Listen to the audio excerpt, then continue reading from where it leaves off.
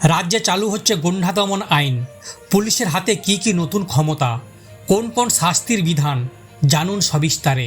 নতুন এই আইনের রূপরেখা বিশ্লেষণ করলে দেখা যাচ্ছে অপরাধ দমনে প্রশাসনকে এমন কিছু ক্ষমতা দেওয়া হয়েছে যা নিয়ে ইতিমধ্যে রাজ্য রাজনীতিতে আলোচনা শুরু হয়েছে।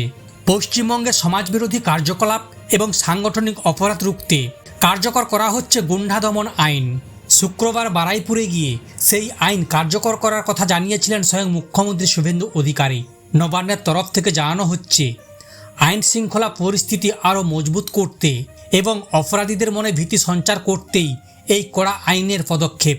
নতুন এই আইনের পোশাকি নাম West Bengal public safety and control of anti social activity act.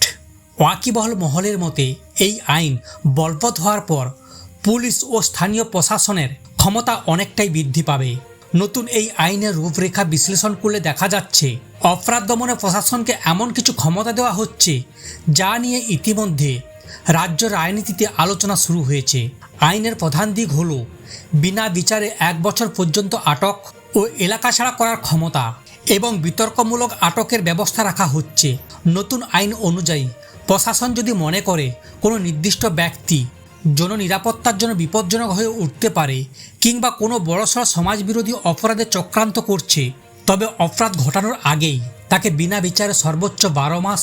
আইন বিশ্লেষকদের একাংশ মনে করছে যে কেন্দ্রীয় সরকারের জাতীয় নিরাপত্তা আইন এর সমন্বয় বলে মনে করা হচ্ছে। গুন্ডা দমন আইনের ব্যবহার নিয়ে প্রশ্ন তুলছেন বিরোধীরা। এর পাশাপাশি যুক্ত হচ্ছে এলাকা ছাড়া করার ক্ষমতা। জেলা শাসক, পুলিশ কমিশনার, ডিআইজি এই সমস্ত আধিকারিকেরা যদি নিশ্চিত হন যে কোনো দাগী অপরাধী বা গুন্ডা নির্দিষ্ট এলাকায় থাকলে অশান্তি ছড়াতে পারে, তবে সেই অপরাধীকে 1 বছরের জন্য নির্দিষ্ট এলাকা বা সমগ্র জেলা থেকে বহিষ্কার করার নির্দেশ দিতে পারেন। নয়া এই আইনে জামিন অযোগ্য ধারা ও সম্পত্তি বাজেয়াপ্ত করার সংস্থানও রয়েছে। আইনটিকে আরও নিশ্ছিদ্র করতে এর আওতাধীন সমস্ত অপরাধকে সম্পূর্ণভাবে জামিন অযোগ্য করা হয়েছে।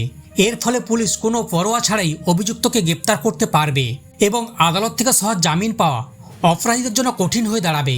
শুধু তাইই নয়, কোনো ব্যক্তি সমাজবিরোধী বা সিন্ডিকেটের মতো সাংগঠনিক অপরাধের মাধ্যমে যদি কোনো সম্পত্তি বা টাকা উপার্জন করে, তবে সেই সম্পত্তি সরকারি বাজেয়াপ্ত করার আইনি অধিকারও দেওয়া হয়েছে প্রশাসনকে।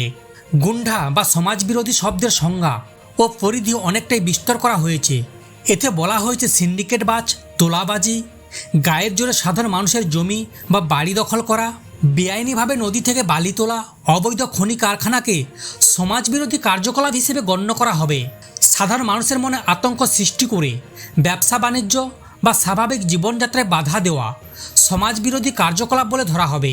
পাশাপাশি আধুনিক যুগে সাইবার অপরাধ এবং বড় ধরনের আর্থিক জালিয়াতিকেও এই আওতায় আনা হবে। আন্দোলন বা বিক্ষোভের নামে সরকারি এবং বেসরকারি সম্পত্তি ধ্বংসের প্রবণতা রুখতে এই আইনকে কড়া করার বিধান রয়েছে।